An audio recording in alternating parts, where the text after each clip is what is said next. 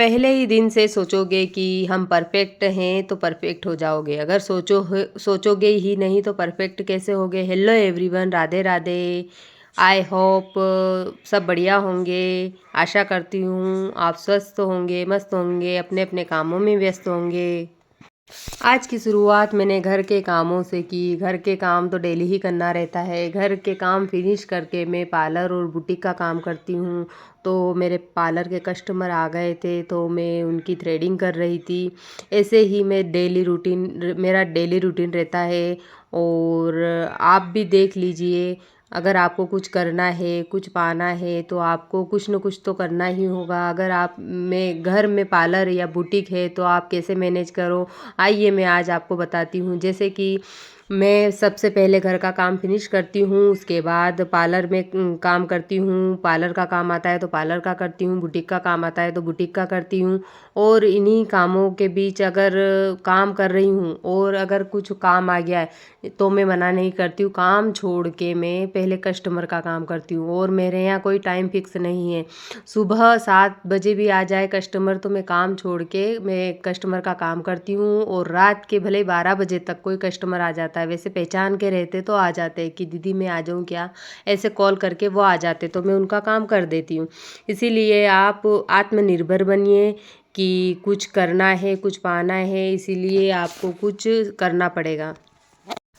जैसे कि आप भी अपने जीवन में कुछ शुरुआत कीजिए, अपना लक्ष्य बनाकर रखें कि मुझे ये करना है या वो करना है। जैसे कि मैं बताती हूँ, मैंने भी शुरुआत करी थी तो लोग हंसते थे, ऐसे बोले कि टेलर का काम करेंगे, कपड़े फाड़ने का काम करेंगे। भाई कपड़े फाड़ने में क्या वो है, कपड़े फाड़ के भी पैसे मिल रहे हैं तो पैसा क्या वो थोड़ी है, चोरी करके थोड़ी ला रहे हैं। इसीलिए कुछ भी काम छोटा या बड़ा नहीं होता है। इसीलिए आप कुछ ऐसा मत सोचिए कि ये काम छोटा है, छोटे काम से भी बड़ी इनकम हो सकती है। अपनी मेहनत और लगन से आगे बढ़िए। आप किसी के कहने में मत आइए। कहने वाले को कहने दो, उनका काम है कहना और अपना काम है करना। सुनो इस कान से और निकालो उस कान से। जो काम करने का आपका मन करे वो कीजिए, किसी के कहने में मत आइए। अगर आपकी इच्छा है कि मुझे करना है तो कीजिए और नहीं इच्छा है तो ना कीजिए। जैसे कि मेरी बात बताती हूँ, मेरे एक छोटे से रूम से जहाँ बेडरूम था वहाँ पे पार्लर और बुटीक दोनों ओपन कर रखा था। और वहीं पे हम सोते थे, वहीं पे हमारा बेड था। फिर भी मैंने हिम्मत नहीं हारी। लोग हंसते थे, अरे यार यहीं पे पार्लर है यहीं पे। और ना कि फ्रंट मेन रोड पे रूम है कि पहला ही रूम है, बहुत अंदर जाके 2 रूम के बाद तीसरे नंबर का रूम था मेरा।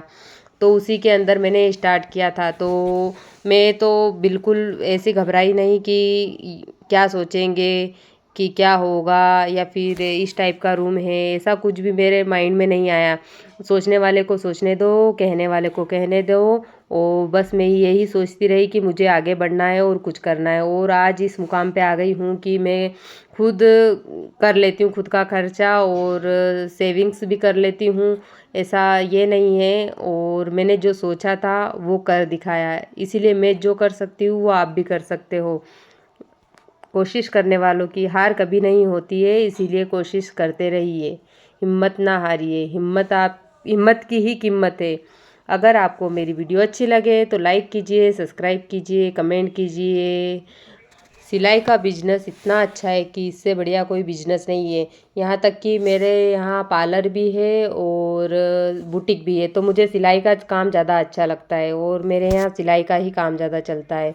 आप देख ही सकते हो। वैसे चलता दोनों है, ऐसा नहीं है कि बंद रहता है, दोनों काम बराबर चलते हैं। इसीलिए कोशिश करने वालों की कभी हार नहीं होती है। कोशिश करते रहिए और आगे बढ़ते रहिए। Okay, bye bye, Radhe Radhe.